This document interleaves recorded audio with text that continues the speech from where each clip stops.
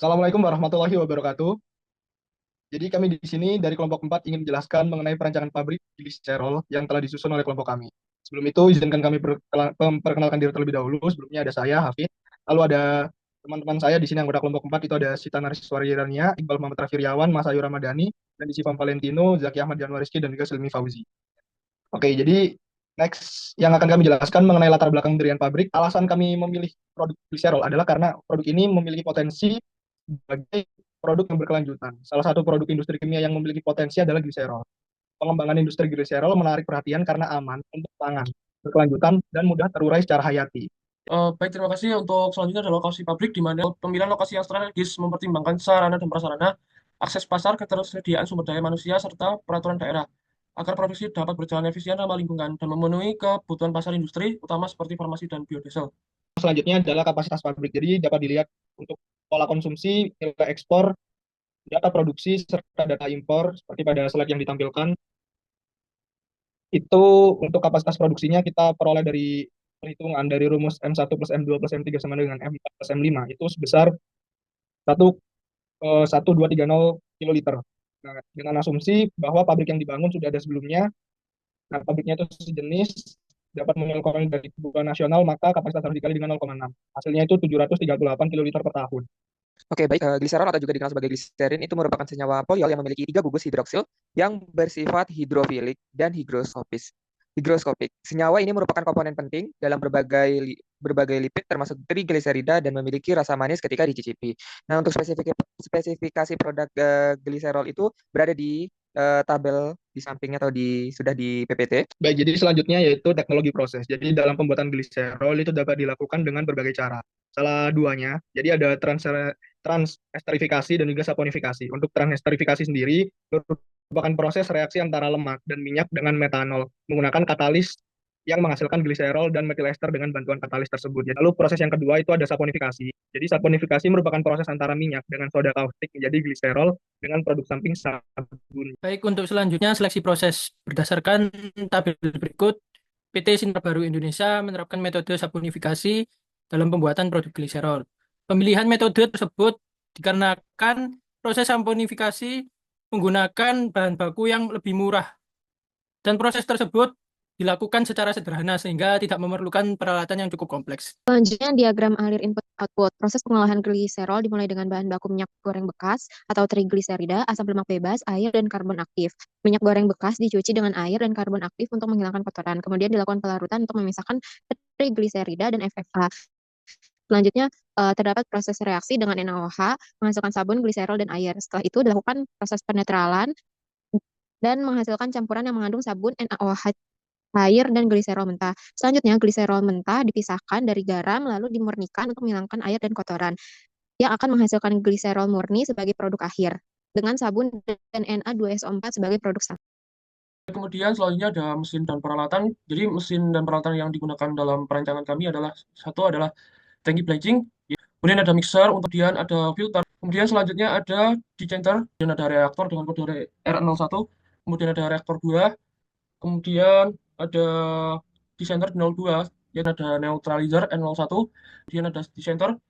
Terakhir ada tempat terjadinya pemisahan yaitu pada decanter dengan kode D04, kemudian terakhir ada menara destilasi. Untuk selanjutnya, instrumen pengendalian proses. Instrumentasi pengendalian proses merupakan suatu sistem yang digunakan untuk mengukur, mengontrol, dan memonitor parameter dalam proses suatu industri. Tujuan dari instrumentasi pengendalian proses itu untuk menjaga stabilitas, efisiensi, keamanan, dan kualitas produk dalam suatu proses. Nah, untuk instrumentasi dalam pabrik gliserol ini terdapat tiga instrumentasi yaitu LC, TC, dan FC. Selanjutnya adalah PFD atau Process Flow Diagram. Jadi proses flow diagram untuk pabrik gliserol dari minyak goreng bekas dimulai dengan pengumpulan penyimpanan minyak bekas yang mengandung trigliserida. Minyak ini dibersihkan dalam tangki bleaching menggunakan karbon aktif pada suhu 30 derajat Celcius, kemudian disaring menggunakan filter press untuk memisahkan karbon aktif. Setelah itu, minyak jernih diproses di dekanter untuk memisahkan gliserol dan asam lemak bebas. Proses utama berlangsung di reaktor di mana minyak dengan NaOH pada suhu 100 derajat Celcius menghasilkan gliserol dan sabun. Setelah reaksi, produk dinetralkan netralizer dengan asam sulfat untuk menghilangkan sisa NaOH. Sistem utilitas. Utilitas merupakan unit penunjang suatu pabrik yang bertujuan untuk membantu pelaksanaan proses dan operasi pabrik bekerja sesuai dengan yang diinginkan. Unit utilitas meliputi kebutuhan air dan listrik. Untuk utilitas di pabrik gliserol ini, yang pertama ada unit penyediaan dan pengolahan air Lalu yang kedua ada unit pembangkit listrik. Selanjutnya ada neraca massa, yakni produksi gliserol dimulai dari bahan baku berupa minyak gas dengan kapasitas 24.600 liter, karbon aktif 8.125 liter, dan asam asetat 253,75 liter, dan air yang masuk dalam proses bleaching. Kemudian masuk dalam proses filtrasi memisahkan karbon aktif dari minyak bekas, asam asetat, dan air, yang kemudian melalui proses pemisahan untuk memisahkan air.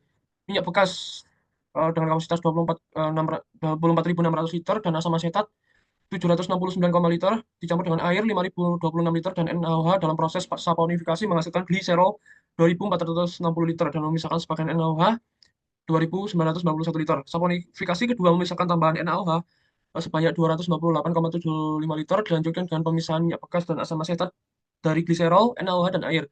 Proses netralisasi menggunakan H2SO4 menghasilkan air 5.026 liter, gliserol 2.460 liter, dan Na2SO4 73,15 liter, di mana sebagian Na2SO4 dipisahkan sebanyak 44,15 liter, dan kemudian pada tahap akhir berupa uh, destilasi memisahkan gliserol dan air menghasilkan gliserol murni sebanyak 2.460 liter. Baik, neraca energi. Jadi neraca energi yang diperoleh sesuai dengan tabel daripada setiap prosesnya yaitu sebesar 172 juta 10.405,1 kilokalori. Yang perbedaan itu disebabkan oleh spesifikasi mesin yang berbeda serta bergantung pada jenis bahan yang digunakan. Juga karena adanya penambahan atau pengurangan juga mempengaruhi massa dari bahan yang diproses di setiap mesinnya sehingga menghasilkan energi yang berbeda-beda. Next. Struktur organisasi pada pabrik gliserol menerapkan struktur organisasi fungsional. Pabrik gliserol melakukan pembagian kerja yang dilakukan pada bagian-bagian sudah dikelompokkan dan memiliki tugas dan kewajiban masing-masing dari setiap bagian.